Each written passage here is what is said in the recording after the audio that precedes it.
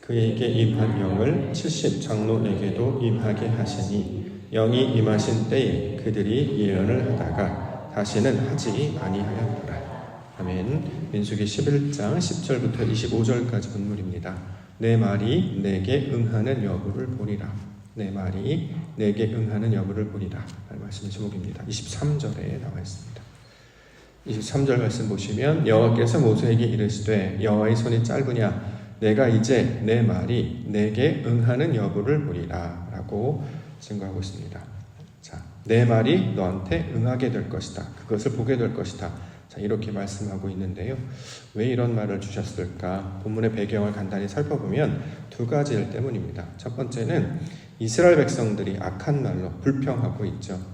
고기를 달라, 고기를 달라. 자, 악한 말. 이걸 이제 우리가 다른 말로 탐욕이다라고 얘기를 했습니다.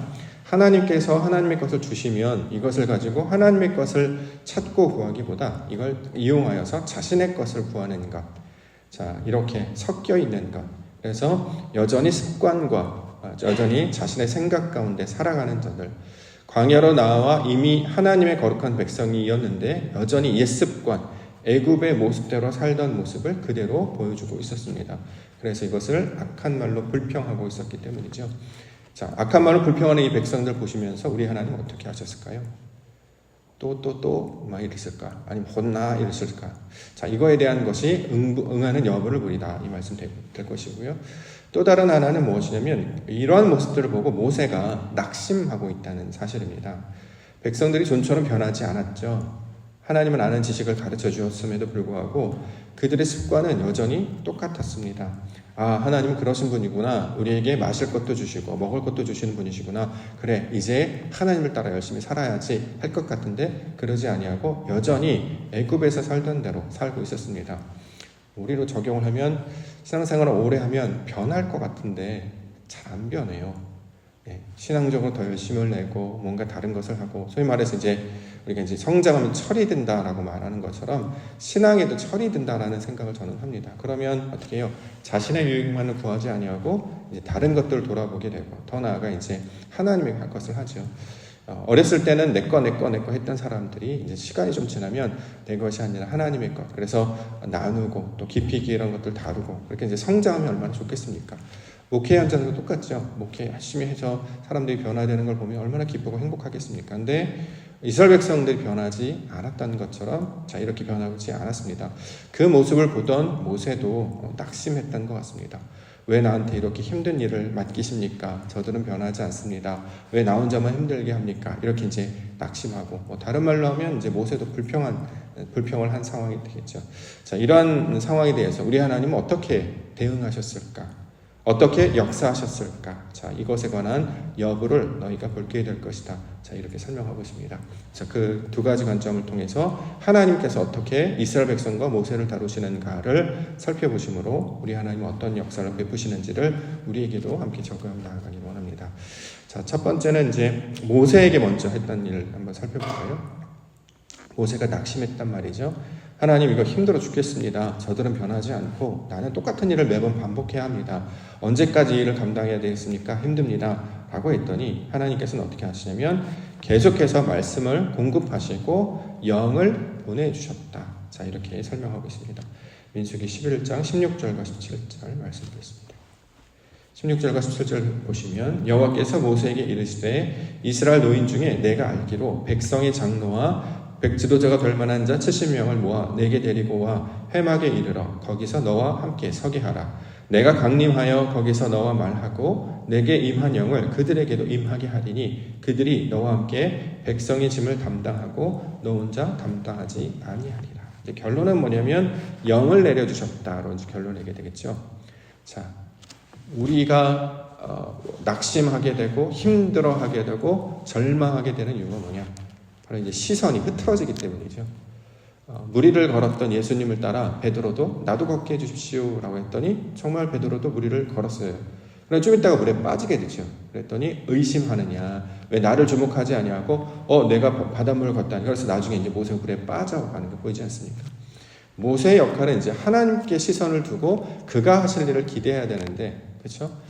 때를 어떤지 못 얻던지, 중요한 것은 하나님께서 무엇을 하실까를 기대하고 나아가는 것이 이제 중요한데, 그렇게 하나님을 바라보지 아니하고 어떤 상황이나 결과를 바라보니까 거기에 대해서 이런 자기가 원하는 뜻대로 또 사람들의 원망과 불평이 들을 때 여기 이제 낙심이 찾아온다라는 것입니다. 이에 대한 하나님의 반응은 성령을 공급해 주신다는 거죠. 아버지의 마음, 하나님의 마음, 진리의 영을 우리 가운데 부어주시면 다시 힘을 얻게 되기 때문입니다. 점점 어두움이 찾아와요. 그럼 어떤 방법입니까? 빛을 비추신다는 거죠. 눈이 감기면 깨워주시는 것. 자, 이것을 통해서 하나님께서는 우리의 흐트러진 시선을 다시 하나님께 고정하게 하시고, 마음이 세상으로 흘러가려고 했던 그 습관을 다시 붙잡아 말씀을 계속해서 공급해 주심으로 해서, 여기서 내가 강림하여 거기서 너와 말하다, 이 말이 저는 참 은혜로운 말이다라고 생각합니다. 믿음이 연약해질 때, 낙심해질 때 우리는 다시 잘 안 되는구나, 또 안 되는구나, 이런 생각을 하게 된단 말이죠.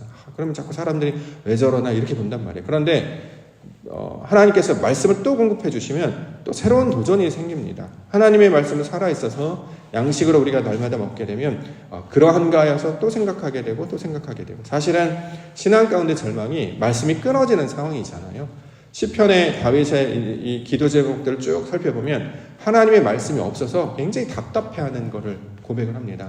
하나님 왜 말씀이 없습니까? 나한테 뭔가를 가르쳐 주세요. 이렇게 얘기한단 말이죠. 우리는 이제 따지게 된다면 어떤 상황이 닥쳤을 때 뭔가 다른 상상력이 들지 않아요. 왜 이런 상황이 벌어지지? 그러면 하나님께 마음을 두어서 우리의 시각과 생각을 입체로 쭉 올려다봐도 위에서 이제 내려다보는 하나님의 관점으로 볼 수 있는 그 어떤 시력과 능력이 생겨야 되는데, 그러지 아니하고 자꾸 사람들 사이에서 어떡하지? 저떡하지? 저 사람이 저러는데 이 사람이 이러는데 어떡하지? 계속 거기에 있다 보면 헤매이게도 방법이 안 생긴단 말이죠. 근데 말씀이 공급하게 되면 다시 우리 시야가 올라가게 되는 거예요. 맞다. 하나님이 하실 것이지. 이게 사람의 일이 아니라 하나님이 하실 것이에요. 그래서 하나님의 영이 생각하게 되면 사람의 습관과 생각대로 바라보지 아니하고 아버지의 눈으로, 하나님의 뜻으로 바라보게 되기 때문에 다시 힘을 얻게 됩니다. 여기 이제 뿐만 아니라 말씀과 영을 공급하실 뿐만 아니라 여기 특별히 70명의 사람들을 세워라 이렇게 얘기하죠.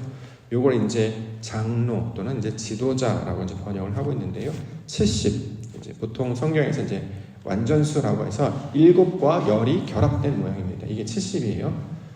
우리 창세기 1장에 보면 7째 날 안식일까지 포함해서 하나님이 하신 일을 7날로 설명을 하죠. 첫째 날 비치스라부터 시작해서 안식하였다. 그래서 총 7날입니다. 그 7과 우리 출애굽기에 이제 하나님께서 우리 모세에게 10계명 10가지 말씀을 주시잖아요. 그게 하나님의 약속이었습니다. 그래서 하나님이 이루실 그것이 말씀과 결합하면 이게 70이라는 모양이 되는 거예요. 우리가 같은 그 어떤 숫자적 개념이라기보다 하나님의 말씀과 어떻게 우리가 결합이 되는가. 우리가 우리의 경험과 생각 가운데 있던 자가 하나님이 주신 말씀과 결합하는 상태가 되면 이게 70이라는 모양으로 나타나게 된다. 이걸 이제 다른 말로 장로라고 부르고 있습니다. 실제로 우리가 이 말을 그대로 받아서 쓰고 있죠. 장로라는 말. 그렇죠? 그래서 이 장로는 어디서 시작됐냐면 자카르라고 하는, 기억하다라는 말로부터, 원래는 이제 남자라는 뜻으로부터 출발을 해요. 자카르의 원래 뜻은 이제 남자라는 뜻을 가지고 있고, 이것이 이제 지나게 되면 자켄, 자카르, 기억하다, 더 나아서 자켄, 이제 늙은이, 노인, 우리는 이제 이걸 장로로 번역을 했습니다. 뜻은 지혜로운 자, 하나님의 말씀을 붙잡고 하나님을 경험을 그 지혜자가 되는 것. 그래서 실제로 교회에서도 누구를 장로로 세우느냐? 그러니까 오랜 그 신앙의 연륜을 통해서 지혜로운 자, 성령과 지혜가 충만한 자, 지식적으로 뿐만 삶으로 하나님을 아는 증거를 나타내는 자들을 실제로 교회에서도 장로라고 세우죠. 갑자기 교회 나와서 장로 세워주세요 이렇게 된다고 할 수 있는 게 아니고, 오랜 시간이 걸치고 교회 안에 또 이제 우리가 이제 투표 제도를 하기 때문에 3분의 2 동의를 받아야 됩니다. 무엇이냐면 어떤 사람들은 좋다고 얘기할 수도 있고 어떤 사람은 부족하다고 얘기할 수도 있단 말이에요. 근데 3분의 2 과반수가 넘는 그 사람들이 이분은 누가 보더라도 지혜로운 자입니다 라고 하는 것. 그래서 오랜 연륜이 세운 자들을 실제로 교회에서 장로로 세우고 있습니다. 지금 우리가 이제 추구하고 있는 장로 제도가 사실은 여기서 왔죠. 말씀을 증거하는 자가 있고 함께 연합하여서 이 공동체를 같이 다스리도록 하는 것. 그래서 여기서 말하는 다스린다는 것은 말씀을 전해 주는 겁니다. 우리가 하는 일은 이렇게 하면 옳아, 저거 하면 틀려, 이게 아니라 말씀을 계속 붙잡고 있는 그 진리의 깃발과도 같은 자, 빛의 역할을 감당한단 말이죠. 불이 점점 꺼져가요. 근데 우리가 더 힘을 내는 거예요. 빛을 발하여서 그의 어둠까지 비춰내는 것. 그래서 그 지혜로운 자, 믿음의 본을 보여서 하나님의 말씀으로 세워진 자들을 오늘은 이제 70명 이렇게 소개하고 있습니다. 이처럼 하나님께서는 하나님의 사람이 연약해지려고 할 때 영을 부어주시고 또 다른 믿음의 사람들을 세워주셔서 너는 혼자가 아니고 하나님께서 늘 도우신다는 것을 계속해서 가르치고 있습니다. 예컨대 엘리야가 있었잖아요. 바알 선지자들과 싸워서 이겼잖아요. 불의 심판을 통해서 엘리야가 바알 선지자들을 심판한 모습을 목격했습니다. 그러고 나서 이제 피신을 하게 됐죠. 이세벨 목소리 때문에 두려워서 갑자기 피신을 했습니다. 거기서 숨어서 지내고 있었을 때 하나님께서 이렇게 말씀하시죠. 열왕기상 19장 18절 그러나 내가 이스라엘 가운데 7천인을 남기리니 다 무릎을 바알에게 꿇지 아니하고 다 그 입을 바알에게 맞추지 아니한 자니라. 혼자가 아니다. 하나님의 사람들이 있고 말씀이 지키는 자들이 있다. 그러므로 두려워하지 말라. 자, 하나님의 사람들을 하나님께서 예비해 두셨다. 자, 이렇게 말씀하고 있습니다. 자, 지치고 낙심됐는데 그 가운데 말씀을 붙들고 일어서는 사람들이 있다는 거예요. 예를 들어서 저는 비슷한 상황을 예를 들면 제가 말씀 증거하는데 아멘 해주시잖아요. 그럼 좀 힘이 나요. 예. 아멘, 딴 것도 아니에요. 아멘 하시면 그냥 힘이 그렇게 나더라고요. 말하고 있는데 앞에 있는 사람이 네 이러면 반응이 오는 것처럼 하나님의 말씀을 증거할 때 아멘으로 받으면 하나님께서 우리에게 같이 역사하시는구나 라고 느끼기 때문에 만약에 아멘이 없으면 메아리 같은 느낌? 산에서 외치는, 광야에서 외치는 소리같이 소리는 내는데 돌아오는 게 없어요. 그럴 때 이제 공허함을 느끼죠. 그런데 우리 하나님 이런 분이십니다. 우리 하나님 지켜주실 것입니다. 하나님께서 저와 여러분 비춰주실 것입니다. 라고 했는데 아멘이라고 맞아요. 저도 그렇게 생각해요. 맞아요. 저도 그걸 압니다. 라고 하면 힘이 생기거든요. 이렇게 하나님께서 말씀을 공급하시고 영을 공급하시고 뿐만 아니라 사람들을 세우셔서 우리를 도우신다. 이게 바로 하나님이 하시는 일이다라는 거죠. 한 사람 한 사람이 한 예배자가 단순히 나는 내 신앙을 위해서 세운 자가 아니라 하나님의 나라 공동체를 증거하기 위해서 아버지께서 보내신 하나님의 사역자들, 사도들이다라고 생각합니다. 직분을 얻는 그대로 집사에서 또 권사로 또는 우리 장로님들로 내 직분을 받았다면 그 가운데 나아가 아멘으로 함께 외치고 그것을 붙잡고 나아가는 자들이 바로 하나님의 사역자들이라고 생각을 합니다. 자, 이처럼 지쳐있는 모세에게 위로를 주는 방식은 말씀으로, 영으로, 실제로 70명이라고 하는 사람들을 세움으로, 하나님의 일꾼들을 세움으로, 자, 이렇게 보여주셨단 말이죠. 그럼 이제 백성들은 어떻게 대응을 하시느냐? 이스라엘 백성들 지금 원망하고 불평했단 말이죠. 그 목적이 뭐냐면 고기가 없어서, 그렇죠? 만나도 먹고 뭔가 먹고 살만하니까 이제 뭐예요? 고기를 먹고 싶다. 그래서 광야에 고기가 어딨죠? 어디서 그 많은 인원들의 고기를 먹겠습니까? 적용을 해보면 사람이 이제 여유가 있어지면 욕망이 생기잖아요. 저것도 갖고 싶고 이런 것도 있었으면 좋겠고 더 큰 것도 있었으면 좋겠고 이런 모양으로. 근데 이제 그것이 우리에게 주어진 환경이 아니라 그런 일이 상관할 수 없는데 우리 하나님 뭐든지 하실 수 있는 그 능력을 보고 나니까 자기가 이제 큰 꿈을 가지고 이제 자기의 욕망에서 벗어난 더 큰 것들, 탐욕들 구하게 될 때 아마 이런 모양으로 나타나지 않을까 생각이 듭니다. 근데 놀랍게도 고기 먹고 싶다라고 했더니 진짜로 고기를 먹게 해주세요. 저는 너무 신기한 사건이라고 생각합니다. 18절. 또 백성에게 이르기를 너희의 몸을 거룩히 하여 내일 고기 먹기를 기다리라. 너희가 울며 이르기를 누가 우리에게 고기를 주어 먹게 하랴.